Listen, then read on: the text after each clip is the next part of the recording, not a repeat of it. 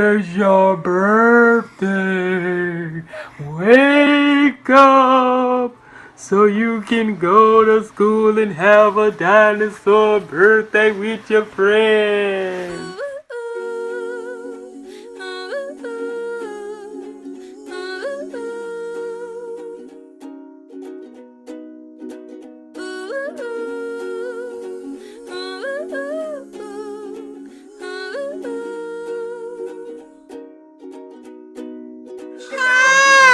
Happy birthday, Nubian.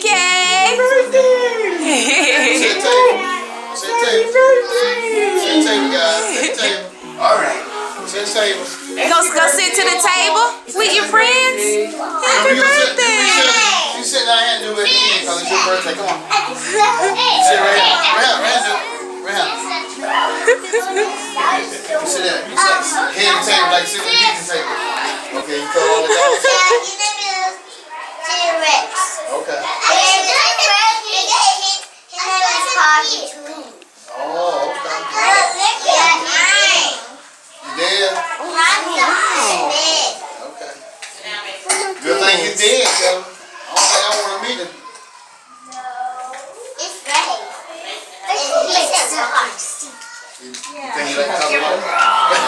You're doing a good job, Nubian. That's the mayor. That's the mayor. Having a good birthday? Yeah. Well, you enjoying your day with your friends? Yeah. Yeah, she's still trying to wake up from that nap. Oh, okay. I tell you what, good thing, Miss Emma. All right. Okay. All right. Okay. Kevin, you want to start off, Kevin? Yeah. Okay, go ahead. Okay. Happy birthday to you. Happy birthday to you. Happy birthday, dear Nubian. Happy birthday to you. You gonna block the candle? Okay, block candle. Got a big window. Gotta go up closer. Blow. Blow it. Go hard. Blow hard, baby. Hold on. You can get a plate. Okay, okay, you can get a napkin. No, just one plate. Get a napkin. You can take a napkin. Alright. You have it? Okay. Let's get Nubian your hand, guys. Woo! Thank you, guys. You got it? The big three. Alright. Now you can get your cupcake right here, Nubian. You can get this cupcake right here. Wee! Alright. Look at them. Alright. Good job, Nubian K. Alright. Big girl. Okay, see how different she acts when she's at school now? Do not grab your cupcakes. Everyone get their cupcake first, okay? All right, matter of fact, let's go ahead and say the grace first. Come on. Say grace. You want to start off, Kevin? Yeah. Go ahead, Kevin. I know how to say it. Okay, God is good. God is good. God is great. Let's thank you. Amen. All right. Good job, guys. Which place? Good?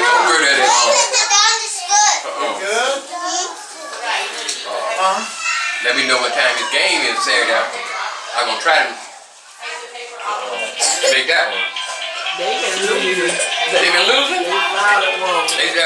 Except to the quarterback, though, right? I think he's on the quarterback. What about Jay? Jay said, I say I'm up. I said, boy, that's what. Jay said, come on. I said, Jay, come on. You a baby. Wait a minute, she was saying that she a baby. That's how she really wanted the icing in there. Nubian a mess. Nubian, you having fun? See, none but the clown. You say she's going to tonight. Oh, okay, dude.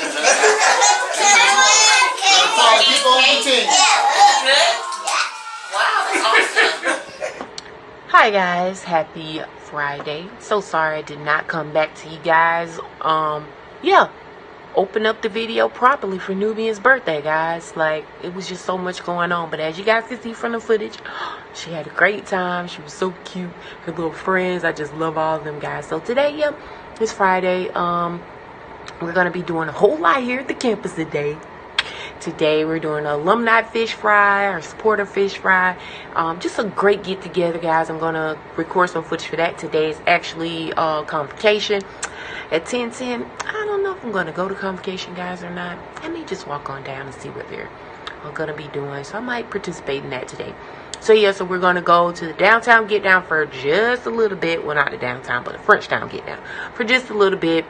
We're not gonna stay out like too late, because we have to get up in the morning, probably like around 5:30, because we have to be in place so we can have everything set up for Nubian to sell for the parade tomorrow, guys. So yeah, we're gonna bring you along for all the festivities. It's gonna be a great time, guys. So yeah, so see you in a little bit.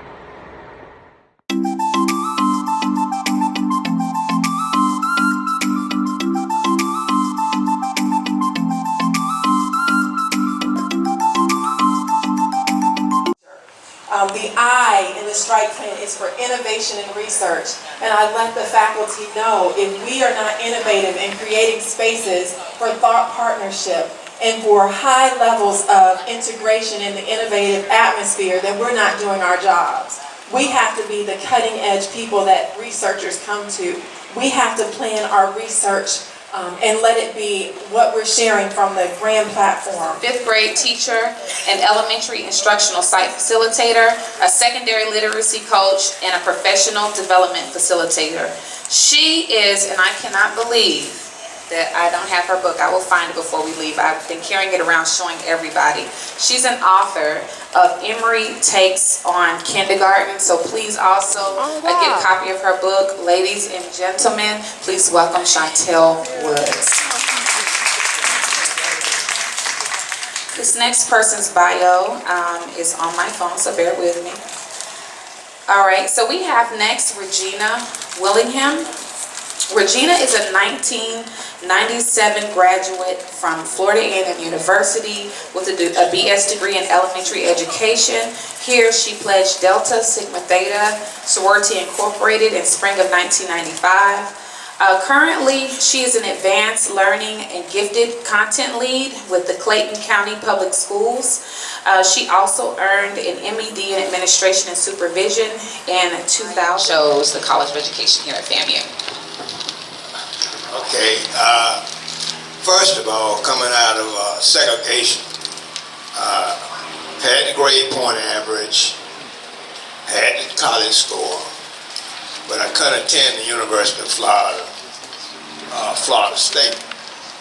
So the most prestigious thing for me to do was to come to Florida A&M. And I tell people all the time it was the best decision I made, because the professors that I had at Florida A&M were the best professors. And the reason why, they were underemployed. What I mean by that, they couldn't work for IBM, GE, Lockheed Martin. So the most prestigious thing that blacks could do was teach at a historically black college and university. So we had faculty members who should have been chemists, physicists, medical doctors, dentists, but understand they can only go to Meharry and Howard. A few went to UCLA, Indiana, University of Michigan.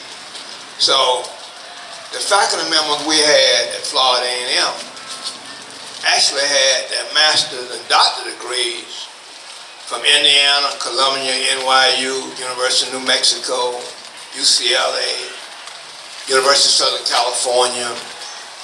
So they actually had their master's and doctorate degrees from the people that were actually doing the research and writing the educational books. So that's why we had some of the best professors. One of them that's was scheduled to be Dr. Gales, Dr. Mercer, Dr. Husband, Dr. Mercer, Dr. Elsie Wallace, went to Boston University and studied under Durrell, who wrote many reading books. I had the opportunity to learn from those people. Now, when you say a legend, I'm really fortunate to be here. The reason I say that, you have to understand, 1967, 66 was some turbulent times. Vietnam was going on. Dr. King was in his interaction. Stokely Carmichael, all that was going on. And Dr. Walter Mercer gathered a select few of us and said, we want y'all to be the pilots to go desegregate these schools and do y'all student teaching. Add Dr. Campbell into this conversation, who was also a graduate around that time. Could you expound upon that experience that you had here at FAMU and tell us a little bit about how that shaped you as an educator? Okay, I'll be happy to. You see, Maurice graduated 1 year before I did. He graduated in 1967, and I graduated in 1968. And they were the best of times at Florida A&M University, but they were the worst of times for our country. If you could remember, during the 70s, we had a couple of profound things that happened in education. One of the major things that happened for African American students and institution was that under the, in 1965, I think, President Johnson helped pass the Elementary Secondary Education Act, which gave resources and extra, I'm going to say, incentives to colleges, universities, and students, and people like me took advantage of the Pell Grant, and it was a grant, okay? We had a dean here, Reverend Miles. You know Reverend Miles. Everybody knows Reverend Miles. He took care of all students who needed help. God bless him. He really did. FAMU was the best place to be because it was our home away from home. We had people taking care of us. When I say that, we had to be accountable. And my philosophy was, do it right the first time. I'm not repeating any classes. Anybody who didn't want to go to class, don't go. I'm going. Because I did not come to stay. I came to go to college, graduate, and go away. That's what I did. However, I had a lot of classmates who were classmates before I got here, and they were still here when I left. However, FAMU was that kind of place. It was wonderful. We knew each other, we liked each other. We even liked most of the faculty because they genuinely tried to help us. And I'm saying most of the faculty because there were one or two who I think just didn't understand. But because we did have a predominantly African American faculty, they understood the plight of the African American students. Now, we did have other races here. We had white teachers and a couple of Hispanics and a few Africans, but most of them were African Americans. Thank you so much for that. As you guys can see, we just have such a wealth of knowledge right here on this panel, and we could just really go on. I was so intrigued by the history. I know for me, it's the reason I chose Florida A&M University. So with that being said, let's talk to some of the generations that came after you. We stand on your shoulders. So let's talk. Let's go to Chantel. Why don't you tell us a little bit about, like, hearing about the experiences of the history of FAMU. Tell us how that may have influenced you in becoming an author. So my initial reason for attending Florida A&M was because of my third grade teacher, Miss Stephanie Holloway, who was a graduate of College of Education. And it was about her second or third year teaching, but I kind of took to her, and I wanted to be just like Miss Holloway. I come from a family of educators, Regina being one. She's my aunt. And so then our relationship is very close, and just her leading me and guiding me, I just wanted to be like her as well. So I knew about the history of Florida A&M, specifically the College of Education, through them. And the reasoning for writing my book was a little bit of history. So as an elementary school teacher, I go around, and now as a facilitator and instructional coach, I go around to many different schools, and I see many different students and teachers. When I came back to Florida, I came from a Title I school where I had been for 10 years, and then I moved into a school that was hysterically known as an A school.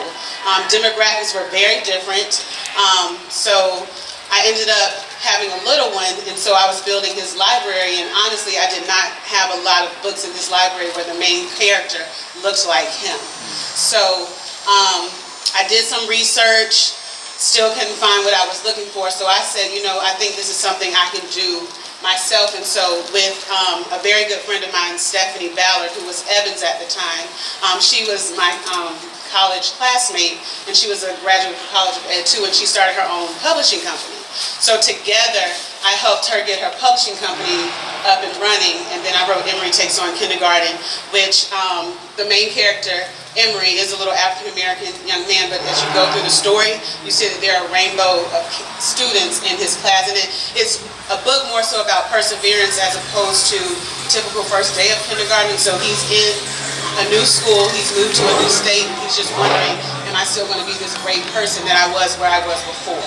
So it's about his day in the life of moving on and moving through the unknown. We are so proud of you, so proud to say that you're a product of the College of Education. Thank you so much for being here again. Auntie Regina. Yes. So if it weren't for you, we wouldn't have this awesome young lady here. Why don't you tell us a little bit about some of the advice that you gave her? And, one of the questions I was going to ask is, going back to that undergrad time, what's a piece of advice that you would give to your 20-year-old self? We've got a lot of young people here matriculating through college. What would you tell your 20-year-old self? Well, as far as the advice that I gave my niece, one thing that I tried to do for her as well as all of my nieces and nephews is to kind of lead by example.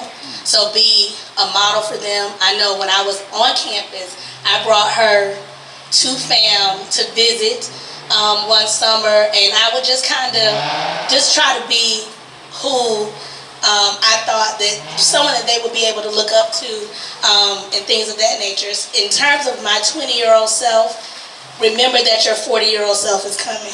So,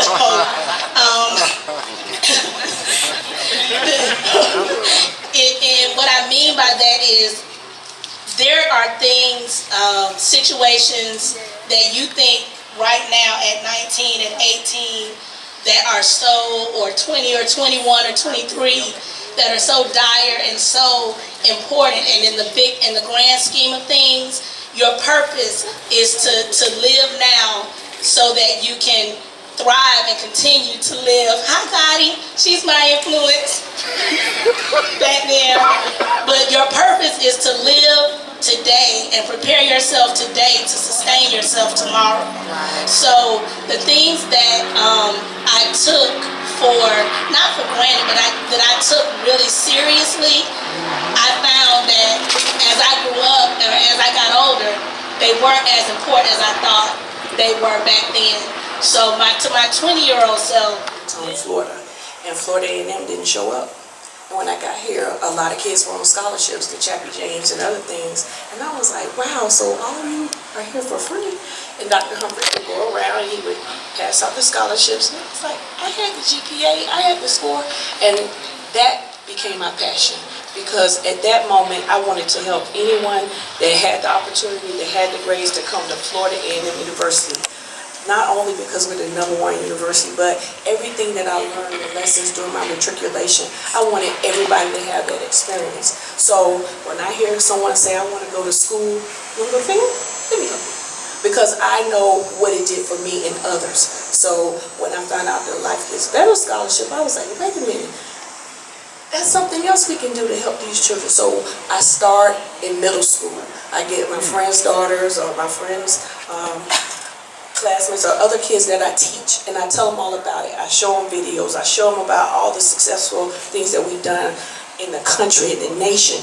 And I'm like, come here. They have money for you. You don't have to take student loans. Use your mind now in middle school. So when you get into the gifted program and all these other things, they will prepare you so you don't have to pay to go to school. So that's why I'm so very passionate about sending kids to HBCUs, because you're going to be prepared. You're going to be ready to tackle on all of the things that we have to do, including being stressed out in the classroom sometimes, but you will learn to be prepared when you come from Florida A&M University College of Education. And even more reason to text the number. What's the number? Change is painful. It's very hard for most of us to do. But you know that we went in the age of technology kicking and screaming. But once you got over the burning sand, you were saying, oh, this isn't too bad. So now we don't go any place without our cell phones, without our laptops, without our iPads. And in my case, I have grandchildren who I could say, hey, Aziz, could you please fix this for me? And it's done. Could you connect this? Students come up in the world because there's not a lot of teachers that actually care about students. There's some teachers that just doing it for the check, and it's not okay. We should actually have teachers in the classroom that want students to succeed, and I want to be that one. That I succeeded in any way, in shape or form, and I didn't have that at the schools and the other schools that I went to. I didn't, from my whole education life, I only had 3 black educators. I had never seen an educator with a doctorate degree. I didn't know that was a thing. I didn't know black people could be educated to the point where I seen other people of other races. So when I got here and I seen it was doctor this, doctor that, and I do this, I do that, and I'm here to make sure that you can get here and beyond where I'm. In one word, it would be home. I am from Gaston County, Florida. Crib. That doesn't happen a lot, guys. So I know how it feels to grow up around black people, and I know the environment. And when I came out of high school, I went straight to a PWI, and that was a whole nother field. It didn't feel abnormal. I did feel equipped for it, but it wasn't home. So I would offer words of encouragement, motivation. They've helped me along my journey to continue. They've introduced me to different beginnings. I would especially like to thank Dr. Davis and Dr. White, because NASA is in my future, and I appreciate them for taking me there. This is my first semester here, so that was a great experience. I've also loved the intimate community, the classrooms that we've had here, my peers, my colleagues. They've also helped to motivate me and encourage me just whenever I felt like all else was lost and I've given up hope. And seeing themselves beyond the classroom. And so that's what I need you all to do. The classroom can be Vice President of Student Affairs. The classroom can be Senior Director of a Health Management Center. The classroom can be the Dean of the College of Education. The possibilities are endless, and that's what we need to share for our students. I want to thank you for your time. Please look forward to Homecoming 2020.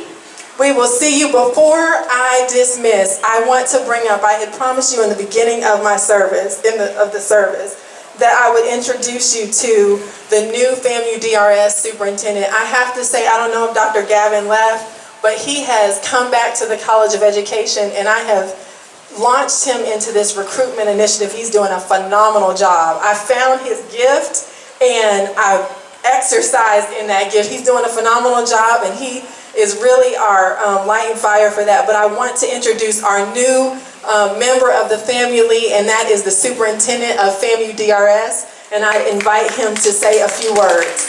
Mr. Michael Johnson. Good afternoon. Good afternoon, Tallahassee, Tallahat.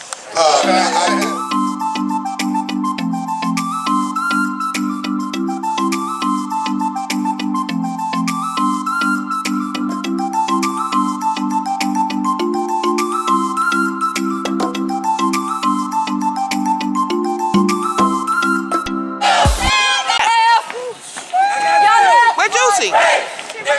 Oh.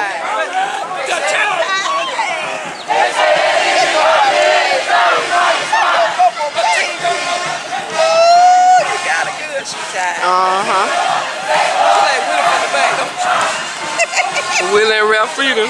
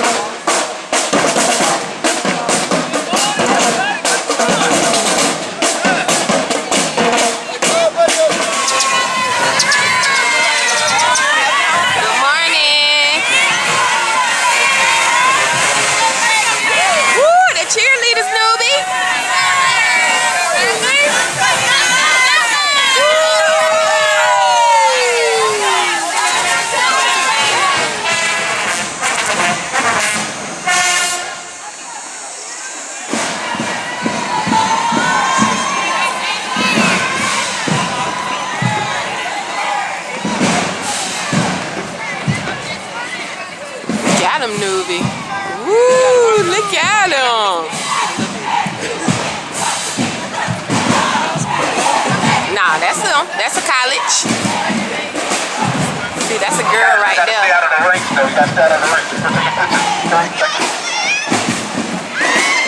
One of my babies right there.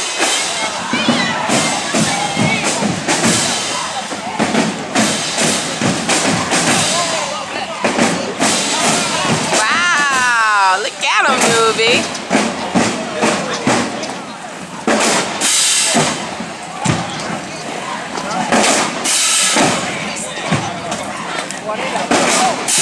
Yep. That's him.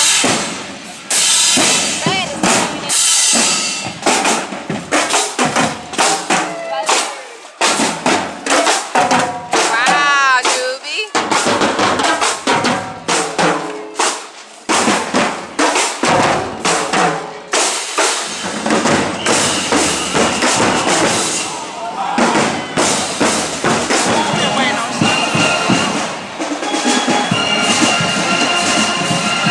Those are the girls.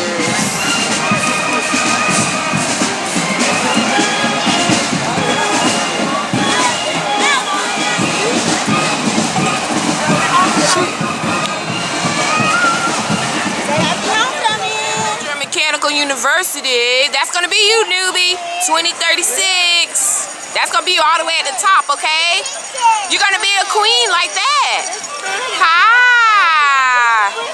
Yeah.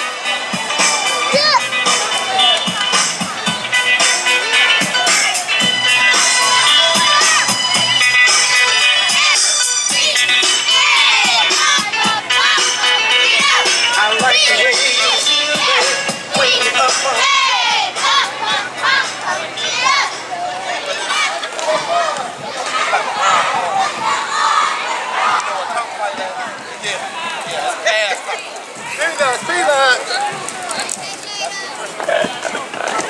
Oh, okay.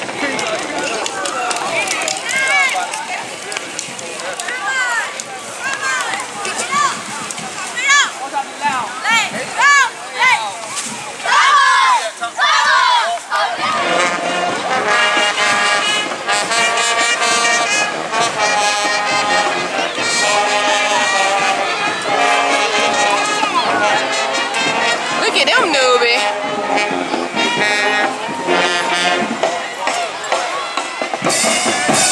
Look, Nubian.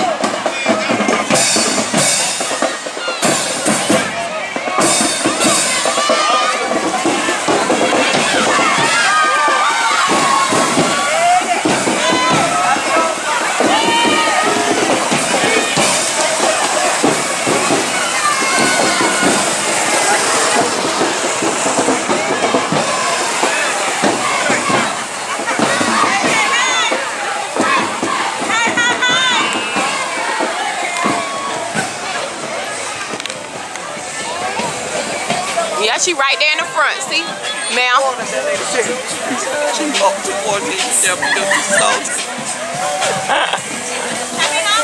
Hi, how you doing? doing? Y'all look so beautiful.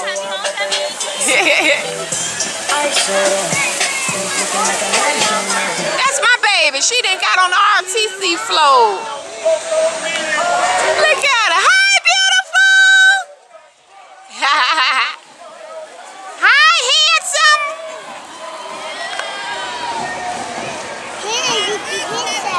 Yeah, you saw the princess?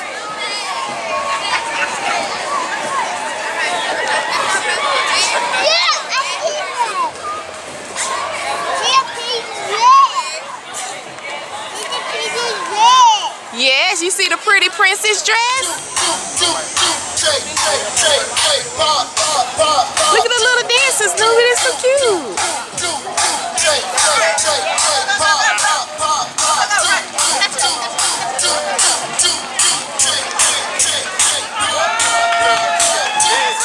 That's what's up. Hey, real talk, real talk.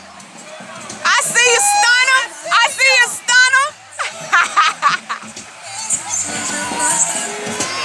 Oh, hey, I love it.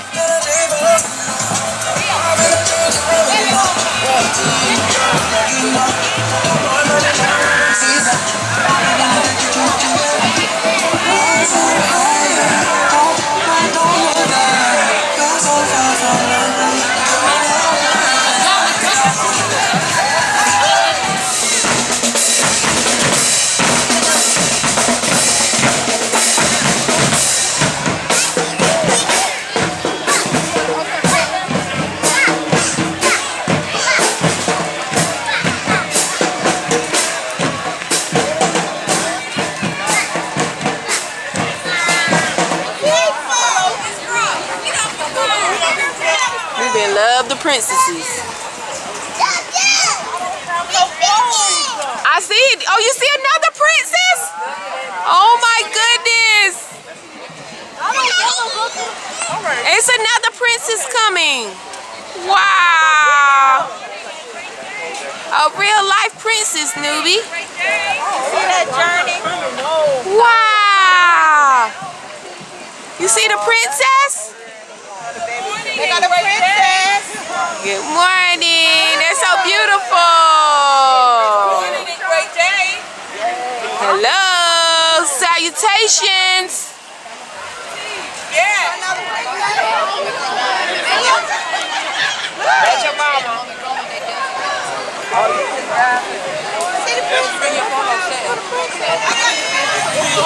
Hi, cutie.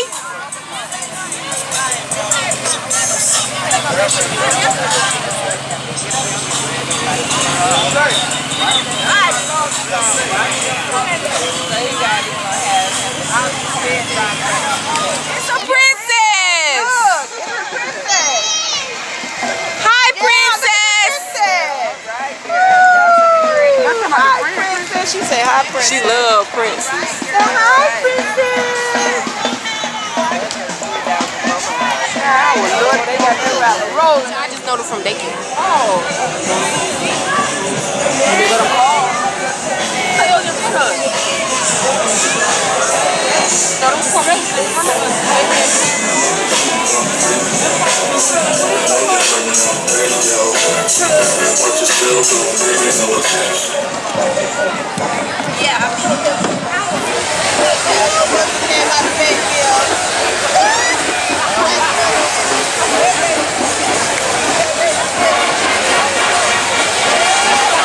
Y'all, the people tailgating. Is it good, newbie? It's good?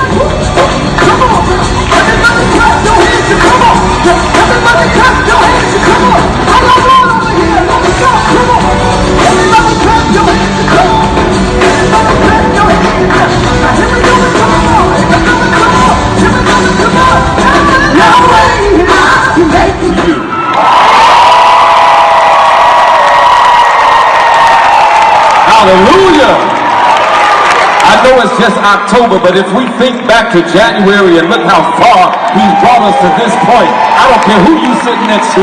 Just tell him, listen, excuse me while I give God the praise, glory, and honor, because he didn't have to bring me this far. I've been talked about, I've been mistreated, I've been lied on, but guess what? Every round went higher and higher because God had my back. I wish I had 600 people that had an outward praise with power to give it up.